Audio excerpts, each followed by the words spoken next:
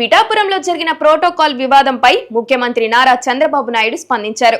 ఈ ఘటనపై ఆయన తీవ్ర అసహనం వ్యక్తం చేస్తూ పార్టీ నేతలు ఐక్యంగా వ్యవహరించాలని స్పష్టం చేశారు. ఈ అంశంపై తెలుగుదేశం పార్టీ ఏపీ అధ్యక్షుడు పల్లా శ్రీనివాసరావుతో సీఎం మాట్లాడి పూర్తి వివరాలు తెలుసుకున్నారు.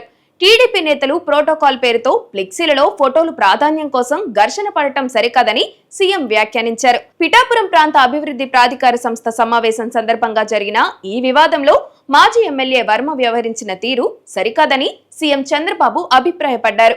పార్టీ నాయకులు ప్రజలకు ఆదర్శంగా ఉండాల్సిన అవసరం ఉందని, ఇలాంటి సంఘటనలు పార్టీ ప్రతిష్టను దెబ్బతీస్తాయని సీఎం పేర్కొన్నారు. ఈ ఘటనపై సీఎం చంద్రబాబు టీడీపీ నేతలకు కొన్ని కీలకమైన సూచనలు చేశారు.